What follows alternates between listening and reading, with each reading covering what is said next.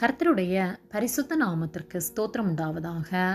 கர்த்தராகிய இயேசு கிறிஸ்துவின் நாமத்தில் உங்களுக்கு கிருபையும் சமாதானமும் உண்டாவதாக. இந்த நாளுக்குரிய தியானத்திற்கான தேவ வார்த்தை ஏசாயா அதிகாரம் 41 வசனம் 6. ஒருவருக்கொருவர் ஒத்தாசை செய்து திடன்கொள் என்று சகோதரனுக்கு சகோதரன் சொல்லுகிறான்.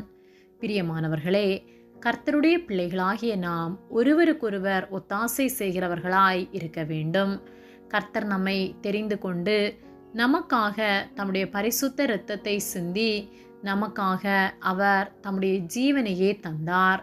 அவருடைய பிள்ளைகளாகிய நாம் முன்மாதிரி உள்ள வாழ்க்கை வாழ வேண்டும்.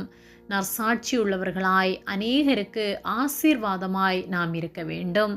ஏசாயா 41:6 ஒருவருக்கொருவர் ஒத்தாசை செய்து திடன்கொள் என்று சகோதரனுக்கு சகோதரன் சொல்லுகிறான் என்று சொல்லப்பட்டுள்ளது. இஸ்ரவேல் ஜனங்கள் அடிமைப்பட்டிருந்த போது கர்த்தர் அவர்களை விடுவித்தார். அவர்களுடைய மன கடினத்தின் நிமித்தமாய் அவர்கள் சில நேரங்களில் துன்புறுத்தப்பட்டாலும் கர்த்தர் அவர்களை தெரிந்தெடுத்ததின் நிமித்தமாய் அவர்கள் மனம் திரும்பி கர்த்தரை நோக்கி கூப்பிடும்போது கர்த்தர் அவர்களை விடுவித்து அவர்களுடைய இக்கட்டில் இருந்து விலக்கி அவர்களை மீட்டெடுத்தார். அவர்கள் துன்பப்படுகிற நேரங்களில் அவர்கள் ஒருவருக்கொருவர் ஒத்தாசை செய்து திடன்கொள் என்று சொல்லி தேற்றுவார்கள். கர்த்தருடைய பிள்ளைகளாகிய நாமும் ஒருவருக்கொருவர் விசாரிக்கிறவர்களாய் ஒத்தாசை செய்கிறவர்களாய் இருக்க வேண்டும்.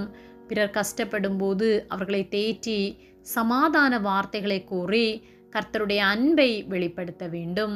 கர்த்தர் நம்மை தேடி வந்து விசாரிக்கிறதை போல நாமும் விசாரித்து அவர்களுக்காக ஜெபிக்கிறவர்களாய் ஒத்தாசை செய்கிறவர்களாய் இருக்க வேண்டும்.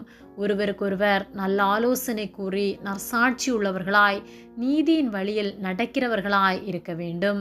பிறர் கஷ்டங்களில் விசாரிக்கிறவர்களாய் உண்மையாய் அவர்களை நேசித்து அவர்களுக்காக நாம் உதவி செய்யும் போது கர்த்தர் நம்மையும் ஆசீர்வதிப்பார். நம்முடைய கட்டுகளுக்கு விலக்கி கர்த்தர் நம்மை காத்து கொள்வார். பயப்படாதே என்று கர்த்தர் சொல்லுகிறார். நாம் என்ன சூழ்நிலையில் இருந்தாலும் கர்த்தர் நம்முடைய சூழ்நிலைகளை மாற்றி நமக்கு சமாதானம் உள்ள வாழ்வை தருவார்.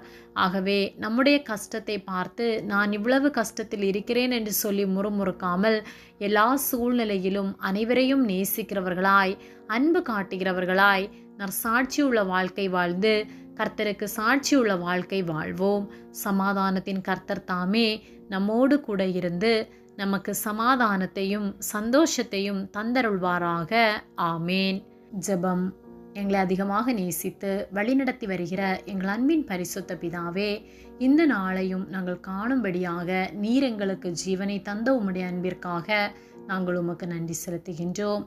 நாங்கள் தியானித்த வார்த்தையின்படியே நாங்கள் ஒருவருக்கொருவர் ஒத்தாசை செய்கிறவர்களாய் சமாதான வார்த்தைகளை கூறி உம்முடைய அன்பை வெளிப்படுத்துகிற வாழ்க்கை வாழ நீர் எங்களுக்கு உதவி செய்யும்படியாய் ஜெபிக்கின்றோம். கஷ்டத்தில் இருக்கிற ஒவ்வொருவரையும் கர்த்தர் தேற்றி சமாதானத்தை கட்டளையிடும்படியாய் ஜெபிக்கின்றோம். ஒவ்வொருவருக்கும் கர்த்தர் இரக்கம் செய்கிற அன்பிற்காக நன்றி செலுத்துகின்றோம். எங்களை உம்முடைய கரத்திலே ஒப்புக் கொடுக்கின்றோம். இயேசுவின் நாமத்தில் ஜெபிக்கின்றோம் பிதாவே. ஆமேன். கர்த்தர் உங்களை ஆசீர்வதிப்பாராக.